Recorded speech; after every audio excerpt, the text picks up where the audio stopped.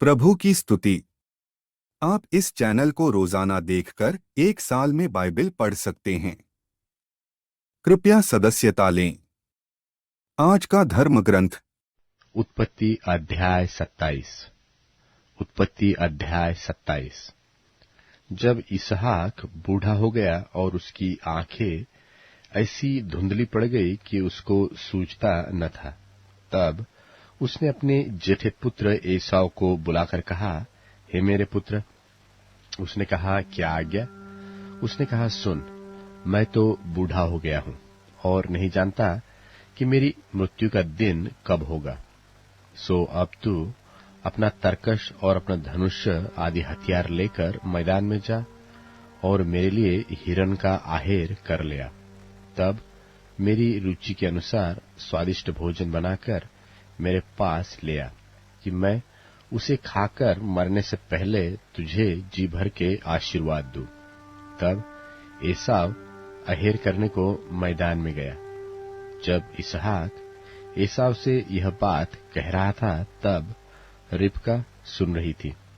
सो उसने अपने पुत्र याकूब से कहा, सुन, मैंने तेरे पिता को तेरे भाई एसाव से यह कहते सुना कि तू मेरे लिए आहेर करके उसका स्वादिष्ट भोजन बना कि मैं उसे खाकर तुझे यहोवा के आगे मरने से पहले आशीर्वाद दूं। सो अब हे मेरे पुत्र, मेरी सुन और यह आज्ञा मान कि बकरियों के पास जाकर बकरियों के 2 अच्छे अच्छे बच्चे ले आ, और मैं तेरे पिता के लिए उसकी रुचि के अनुसार उनके मांस का स्वादिष्ट भोजन बनाऊंगी। तब तू उसको अपने पिता के पास ले जाना कि वह उसे खाकर मरने से पहले तुझको आशीर्वाद दे। याकूब ने अपनी माता रिबका से कहा, सुन, मेरा भाई एसाव तो रोआर पुरुष है और मैं रोमहीन पुरुष हूं। कदाचित मेरा पिता मुझे टटोलने लगे तो मैं उसकी दृष्टि में ठग ठहरूंगा और आशीष के बदले शाप ही पाऊंगा। उसकी माता ने उससे कहा, हे मेरे पुत्र, शाप तुझ पर नहीं, मुझ ही पर पड़े। तू केवल मेरी सुन और जाकर वे बच्चे मेरे पास ले आ। तब याकूब जाकर उनको अपनी माता के पास ले आया और माता ने उसके पिता की रुचि के अनुसार स्वादिष्ट भोजन बना दिया। तब रिबका ने अपने पहलौठे पुत्र एसाव के सुंदर वस्त्र जो उसके पास घर में थे लेकर अपने पुत्र याकूब को पहना दिए और बकरियों के बच्चों की खालों को उसके हाथों में और उसके चिकने गले में लपेट दिया, और वह स्वादिष्ट भोजन और अपनी बनाई हुई रोटी भी अपने पुत्र याकूब के हाथ में दे दी। सो वह अपने पिता के पास गया और कहा, हे मेरे पिता। उसने कहा, क्या बात है? हे मेरे पुत्र, तू कौन है? याकूब ने अपने पिता से कहा, मैं तेरा जेठा पुत्र एसाव हूं। मैंने तेरी आज्ञा के अनुसार किया है। सो उठ और बैठकर मेरे अहेर के मांस में से खा कि तू जी से मुझे आशीर्वाद दे। इसहाक ने अपने पुत्र से कहा, हे मेरे पुत्र, क्या कारण है कि वह तुझे इतनी जल्दी मिल गया? उसने उत्तर दिया कि तेरे परमेश्वर यहोवा ने उसको मेरे सामने कर दिया। फिर इसहाक ने याकूब से कहा, हे मेरे पुत्र, निकट आ, मैं तुझे टटोलकर जानूं कि तू सचमुच मेरा पुत्र एसाव है व नहीं। तब याकूब अपने पिता इसहाक के निकट गया और उसने उसको टटोलकर कहा, बोल, तो याकूब का सा है, पर हाथ एसाव ही के से जान पड़ते हैं। और उसने उसको नहीं चिन्हा, क्योंकि उसके हाथ उसके भाई के से रोंआर थे। सो उसने उसको आशीर्वाद दिया और उसने पूछा, क्या तू सचमुच मेरा पुत्र एसाव है? उसने कहा, हाँ, मैं हूं। तब उसने कहा, भोजन को मेरे निकट ले आ कि मैं अपने पुत्र के अहेर के मांस में से खाकर तुझे जी से आशीर्वाद दूं। तब वह उसको उसके निकट ले आया और उसने खाया, और वह अब उसके पास दाखमधु भी लाया और उसने पिया। तब उसके पिता इसहाक ने उससे कहा, हे मेरे पुत्र, निकट आकर मुझे चूम। उसने निकट जाकर उसको चूमा और उसने उसके वस्त्रों का सुगंध पाकर उसको वह आशीर्वाद दिया कि देख, मेरे पुत्र का सुगंध जो ऐसे खेत का सा है जिस पर यहोवा ने आशीष दी हो। सो परमेश्वर तुझे आकाश से ओस और भूमि की उत्तम से उत्तम उपज और बहुत सा अनाज और नया दाखमधु दे, और राज्य राज्य के लोग तेरे अधीन हो, और देश देश के लोग तुझे दंडवत करे। तू अपने भाइयों का स्वामी हो, और तेरी माता के पुत्र तुझे दंडवत करे। जो तुझे शाप दे सो आप ही श्रापित हो, और जो तुझे आशीष दे सो आशीष पाए।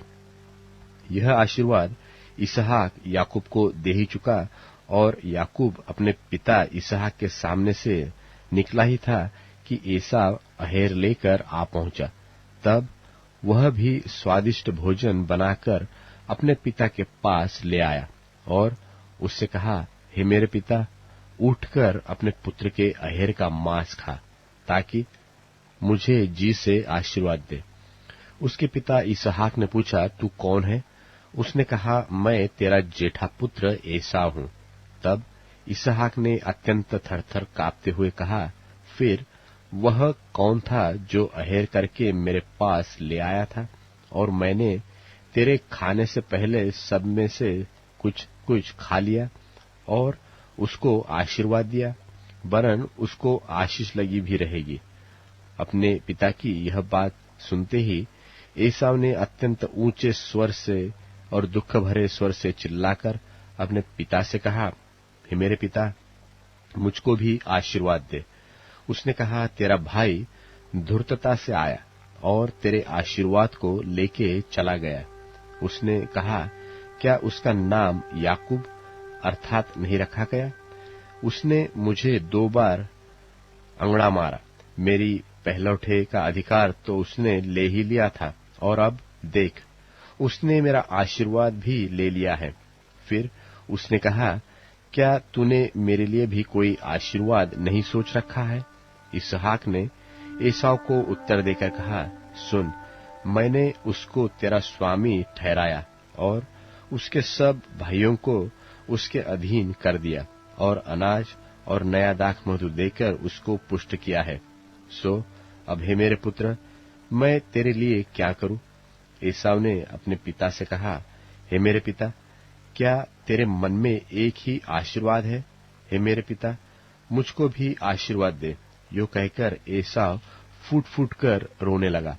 उसके पिता इसहाक ने उससे कहा, सुन, तेरा निवास उपजाऊ भूमि पर हो, और ऊपर से आकाश की ओस उस पर पड़े, और तू अपनी तलवार के बल से जीवित रहे, और अपने भाई के अधीन तो होए, पर जब तू स्वाधीन हो जाएगा तब उसके जुए को अपने कंधे पर से तोड़ फेंके। एसाव ने तो याकूब से अपने पिता के दिए हुए आशीर्वाद के कारण बैर रखा। सो उसने सोचा कि मेरे पिता के अंतकाल का दिन निकट है, फिर मैं अपने भाई याकूब को घात करूंगा। जब रिबका को अपने पहलौठे पुत्र एसाव की ये बातें बताई गई, तब उसने अपने छोटे पुत्र याकूब को बुलाकर कहा, सुन, तेरा भाई एसाव तुझे घात करने के लिए अपने मन को धीरज दे रहा है। सो अब हे मेरे पुत्र, मेरी सुन, और हारान को मेरे भाई लाबान के पास भाग जा, और थोड़े दिन तक, अर्थात जब तक तेरे भाई का क्रोध न उतरे, तब तक उसी के पास रहना। फिर जब तेरे भाई का क्रोध तुझ पर से उतरे और जो काम तूने उससे किया है उसको वह भूल जाए, तब मैं तुझे वहां से बुलवा भेजूंगी। ऐसा क्यों हो कि एक ही दिन में मुझे तुम दोनों से रहित होना पड़े। फिर रिबका ने इसहाक से कहा, हित्ती लड़कियों के कारण मैं अपने प्राण से घिन करती हूँ। सो यदि ऐसी हित्ती लड़कियों में से जैसी इस देश की लड़कियां हैं, याकूब की भी एक को कहीं ब्याह ले, तो मेरे जीवन में क्या लाभ होगा? उत्पत्ति अध्याय 28। उत्पत्ति अध्याय 28।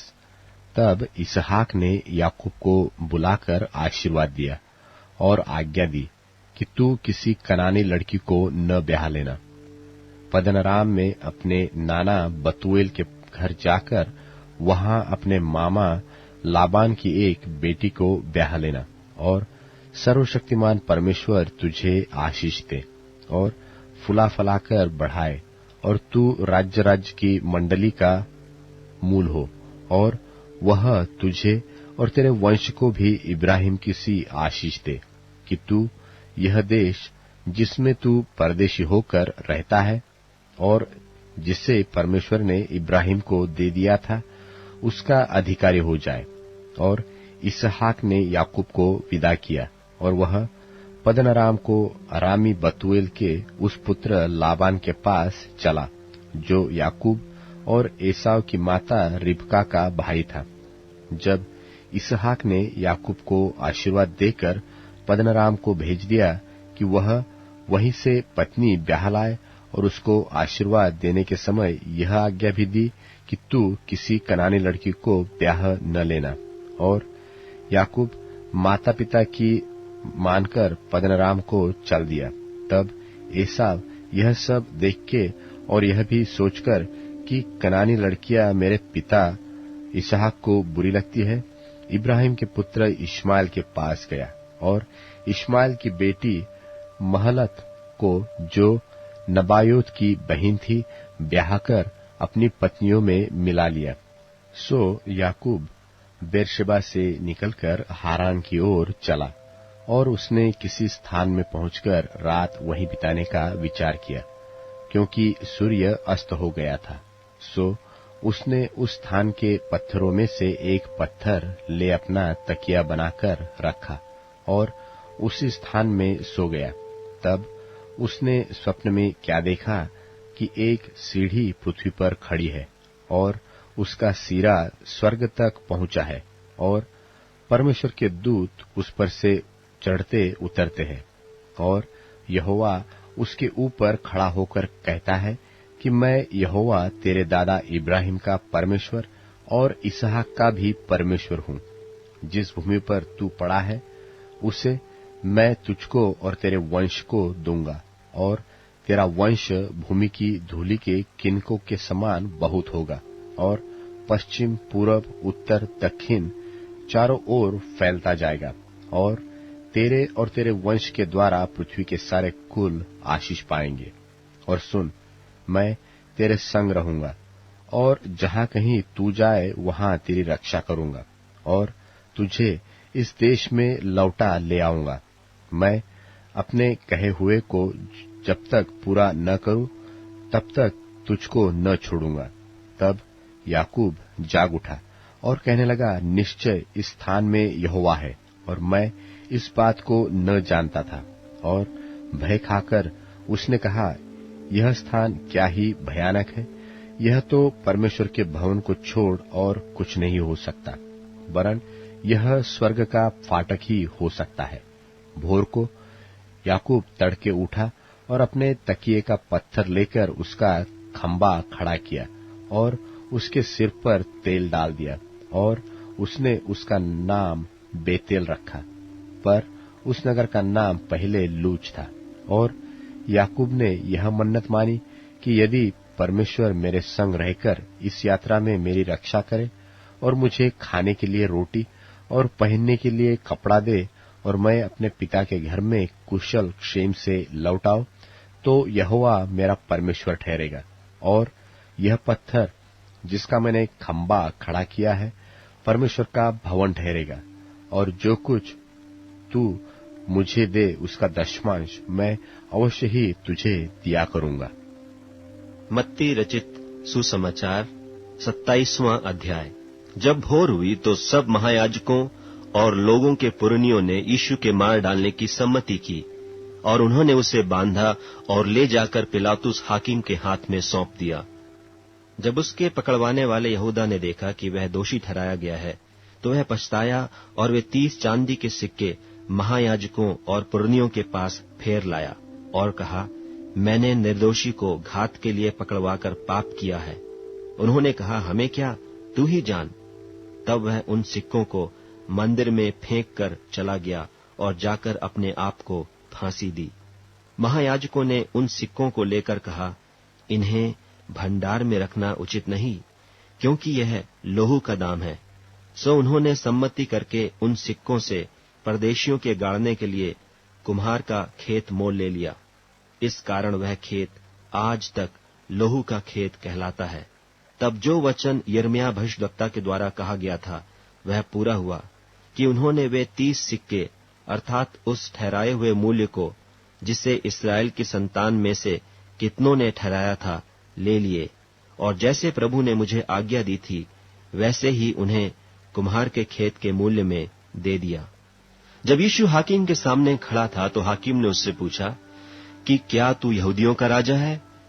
यीशु ने उससे कहा, तू आप ही कह रहा है। जब महायाजक और पुरनिये उस पर दोष लगा रहे थे तो उसने कुछ उत्तर नहीं दिया। इस पर पिलातुस ने उससे कहा, क्या तू नहीं सुनता कि ये तेरे विरोध में कितनी गवाहियां दे रहे हैं? परंतु उसने उसको एक बात का भी उत्तर नहीं दिया। यहां तक कि हाकिम को बड़ा आश्चर्य हुआ। और हाकिम की यह रीति थी कि उस पर्व में लोगों के लिए किसी एक बंधुए को, जिसे वे चाहते थे, छोड़ देता था। उस समय बरअब्बा नाम उन्हीं में का एक नामी बंधुआ था। सो जब वे इकट्ठे हुए तो पिलातुस ने उनसे कहा, तुम किसको चाहते हो कि मैं तुम्हारे लिए छोड़ दूं, बरअब्बा को या यीशु को जो मसीह कहलाता है? क्योंकि वह जानता था कि उन्होंने उसे डाह से पकड़वाया है। जब वह न्याय की गद्दी पर बैठा हुआ था तो उसकी पत्नी ने उसे कहला भेजा कि तू उस धर्मी के मामले में हाथ न डालना, क्योंकि मैंने आज स्वप्न में उसके कारण बहुत दुख उठाया है। महायाजकों और पुरनियों ने लोगों को उभारा कि वे बरअब्बा को मांग लें और यीशु को नाश कराएं। हाकिम ने उनसे पूछा कि इन दोनों में से किसको चाहते हो कि तुम्हारे लिए छोड़ दूं? उन्होंने कहा, बरअब्बा को। पिलातुस ने उनसे पूछा, फिर यीशु को जो मसीह कहलाता है क्या करूं? सब ने उससे कहा, वह क्रूस पर चढ़ाया जाए। हाकिम ने कहा, क्यों, उसने क्या बुराई की है? परंतु वे और भी चिल्ला चिल्ला कर कहने लगे, वह क्रूस पर चढ़ाया जाए। जब पिलातुस ने देखा कि कुछ बन नहीं पड़ता, परंतु इसके विपरीत हुल्लड़ होता जाता है, तो उसने पानी लेकर भीड़ के सामने अपने हाथ धोए और कहा, मैं इस धर्मी के लोहू से निर्दोष हूं, तुम ही जानो। सब लोगों ने उत्तर दिया कि इसका लोहू हम पर और हमारी संतान पर हो। इस पर उसने बरअब्बा को उनके लिए छोड़ दिया और यीशु को कोड़े लगवाकर सौंप दिया कि क्रूस पर चढ़ाया जाए। तब हाकिम के सिपाहियों ने यीशु को किले में ले जाकर सारी पलटन उसके चहुं ओर इकट्ठी की और उसके कपड़े उतारकर उसे किरमिजी बागा पहनाया और कांटों का मुकुट गूंथकर उसके सिर पर रखा और उसके दाहिने हाथ में सरकंडा दिया और उसके आगे घुटने टेक कर उसे ठट्ठे में उड़ाने लगे कि हे यहूदियों के राजा, नमस्कार, और उस पर थूका और वही सरकंडा लेकर उसके सिर पर मारने लगे। जब वे उसका ठट्ठा कर चुके तो वह बागा उस पर से उतार कर फिर उसी के कपड़े उसे पहनाए और क्रूस पर चढ़ाने के लिए ले चले। बाहर जाते हुए उन्हें शमौन नाम एक कुरेनी मनुष्य मिला।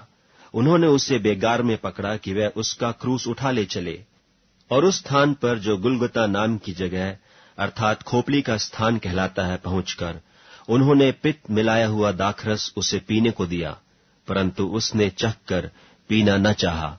तब उन्होंने उसे क्रूस पर चढ़ाया और चिट्ठियां डालकर उसके कपड़े बांट लिए और वहां बैठकर उसका पहरा देने लगे और उसका दोष पत्र उसके सिर के ऊपर लगाया कि यह यहूदियों का राजा यीशु है।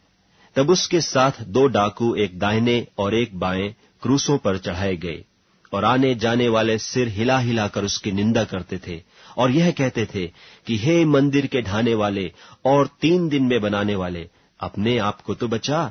यदि तू परमेश्वर का पुत्र है तो क्रूस पर से उतर आ। इसी रीति से महायाजक भी शास्त्रियों और पुरनियों समेत ठट्ठा कर करके कहते थे कि इसने औरों को बचाया और अपने आप को नहीं बचा सकता। यह तो इस्राएल का राजा है, अब क्रूस पर से उतर आए तो हम उस पर विश्वास करें। उसने परमेश्वर पर भरोसा रखा है। यदि वह इसको चाहता है तो अब इसे छुड़ा ले, क्योंकि इसने कहा था कि मैं परमेश्वर का पुत्र हूं। इसी प्रकार डाकू भी जो उसके साथ क्रूसों पर चढ़ाए गए थे उसकी निंदा करते थे। दोपहर से लेकर तीसरे पहर तक उस सारे देश में अंधेरा छाया रहा। तीसरे पहर के निकट यीशु ने बड़े शब्द से पुकार कर कहा, एली एली लमा शबक्तनी, अर्थात हे मेरे परमेश्वर, तूने मुझे क्यों छोड़ दिया। जो वहां खड़े थे उनमें से कितनों ने यह सुनकर कहा, वह तो एलिय्याह को पुकारता है। उनमें से एक तुरंत दौड़ा और स्पंज लेकर सिरके में डुबोया और सरकंडे पर रखकर उसे चुसाया। औरों ने कहा, रह जाओ, देखें एलिय्याह उससे बचाने आता है कि नहीं। तब यीशु ने फिर बड़े शब्द से चिल्लाकर प्राण छोड़ दिए, और देखो मंदिर का पर्दा ऊपर से नीचे तक फटकर 2 टुकड़े हो गया, और धरती डोल गई, और चट्टानें तड़क गईं, और कब्रें खुल गईं, और सोए हुए पवित्र लोगों की बहुत लोथें जी उठीं। और उसके जी उठने के बाद वे कब्रों में से निकलकर पवित्र नगर में गए और बहुतों को दिखाई दिए। तब सूबेदार और जो उसके साथ यीशु का पहरा दे रहे थे भूइंडोल और जो कुछ हुआ था देखकर अत्यंत डर गए और कहा, सचमुच यह परमेश्वर का पुत्र था। वहां बहुत सी स्त्रियां जो गलील से यीशु की सेवा करती हुई उसके साथ आई थीं, दूर से यह देख रही थीं। उनमें मरियम मगदलीनी और याकूब और योसेस की माता मरियम और जब्दी के पुत्रों की माता थीं। जब सांझ हुई तो यूसुफ नाम अरमतियाह का एक धनी मनुष्य जो आप ही यीशु का चेला था आया। उसने पिलातुस के पास जाकर यीशु की लोथ मांगी। इस पर पिलातुस ने दे देने की आज्ञा दी। यूसुफ ने लोथ को लेकर उसे उज्ज्वल चादर में लपेटा और उसे अपनी नई कब्र में रखा जो उसने चट्टान में खुदवाई थी, और कब्र के द्वार पर बड़ा पत्थर लुढ़काकर चला गया। और मरियम मगदलीनी और दूसरी मरियम वहां कब्र के सामने बैठी थीं। दूसरे दिन जो तैयारी के दिन के बाद का दिन था, महायाजकों और फरीसियों ने पिलातुस के पास इकट्ठे होकर कहा, हे महाराज, हमें स्मरण है कि उस भरमाने वाले ने अपने जीते जी कहा था कि मैं 3 दिन के बाद जी उठूंगा। सो आज्ञा दे कि तीसरे दिन तक कब्र की रखवाली की जाए, ऐसा न हो कि उसके चेले आकर उसे चुरा ले जाएं और लोगों से कहने लगें कि वह मरे हुओं में से जी उठा है। तब पिछला धोखा पहले से भी बुरा होगा। पिलातुस ने उनसे कहा, तुम्हारे पास पहरुए तो हैं, जाओ अपनी समझ के अनुसार रखवाली करो। सो वे पहरुओं को साथ लेकर गए और पत्थर पर मुहर लगाकर कब्र की रखवाली की। मत्ती रचित सुसमाचार 28वां अध्याय। सब्त के दिन के बाद सप्ताह के पहले दिन पहर फटते ही मरियम मगदलीनी और दूसरी मरियम कब्र को देखने आईं। और देखो एक बड़ा भूइंडोल हुआ, क्योंकि प्रभु का एक दूत स्वर्ग से उतरा और पास आकर उसने पत्थर को लुढ़का दिया और उस पर बैठ गया। उसका रूप बिजली का सा और उसका वस्त्र पाले की नाई उज्ज्वल था। उसके भय से पहरुए कांप उठे और मृतक समान हो गए। स्वर्गदूत ने स्त्रियों से कहा कि तुम मत डरो, मैं जानता हूं कि तुम यीशु को जो क्रूस पर चढ़ाया गया था ढूंढती हो। वह यहां नहीं है, परंतु अपने वचन के अनुसार जी उठा है। आओ यह स्थान देखो जहां प्रभु पड़ा था, और शीघ्र जाकर उसके चेलों से कहो कि वह मृतकों में से जी उठा है, और देखो वह तुमसे पहले गलील को जाता है, वहां उसका दर्शन पाओगे। देखो मैंने तुमसे कह दिया। और वे भय और बड़े आनंद के साथ कब्र से शीघ्र लौटकर उसके चेलों को समाचार देने के लिए दौड़ गईं। और देखो यीशु उन्हें मिला और कहा, सलाम। और उन्होंने पास आकर और उसके पांव पकड़कर उसको दंडवत किया। तब यीशु ने उनसे कहा, मत डरो, मेरे भाइयों से जाकर कहो कि गलील को चले जाएं, वहां मुझे देखेंगे। वे जा ही रही थीं कि देखो पहरुओं में से कितनों ने नगर में आकर पूरा हाल महायाजकों से कह सुनाया। तब उन्होंने पुरनियों के साथ इकट्ठे होकर सम्मति की और सिपाहियों को बहुत चांदी देकर कहा कि यह कहना कि रात को जब हम सो रहे थे तो उसके चेले आकर उसे चुरा ले गए, और यदि यह बात हाकिम के कान तक पहुंचेगी तो हम उसे समझा लेंगे और तुम्हें जोखिम से बचा लेंगे। सो उन्होंने रुपये लेकर जैसा सिखाए गए थे वैसा ही किया, और यह बात आज तक यहूदियों में प्रचलित है। और 11 चेले गलील में उस पहाड़ पर गए जिसे यीशु ने उन्हें बताया था, और उन्होंने उसके दर्शन पाकर उसे प्रणाम किया, पर किसी किसी को संदेह हुआ। यीशु ने उनके पास आकर कहा कि स्वर्ग और पृथ्वी का सारा अधिकार मुझे दिया गया है, इसलिए तुम जाकर सब जातियों के लोगों को चेला बनाओ और उन्हें पिता और पुत्र और पवित्र आत्मा के नाम से बपतिस्मा दो, और उन्हें सब बातें जो मैंने तुम्हें आज्ञा दी हैं मानना सिखाओ, और देखो मैं जगत के अंत तक सदैव तुम्हारे संग हूँ। भजन संहिता अध्याय 14। भजन संहिता अध्याय 14। मूर्ख ने अपने मन में कहा है कि कोई परमेश्वर है ही नहीं। वे बिगड़ गए, उन्होंने घिनौने काम किए हैं, कोई सुकर्मी नहीं। परमेश्वर ने स्वर्ग में से मनुष्यों पर दृष्टि की है कि देखे कोई बुद्धिमान, कोई परमेश्वर का खोजी है या नहीं। वे सब के सब भटक गए, वे सब भ्रष्ट हो गए, कोई सुकर्मी नहीं, एक भी नहीं। क्या किसी अनर्थकारी को कुछ भी ज्ञान नहीं रहता? जो मेरे लोगों को ऐसे खा जाते हैं जैसे रोटी, और परमेश्वर का नाम नहीं लेते। वहां उन पर भय छा गया, क्योंकि परमेश्वर धर्मी लोगों के बीच निरंतर रहता है।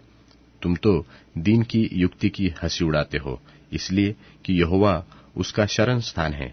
भला हो कि इस्राएल का उद्धार सिय्योन से प्रकट होता।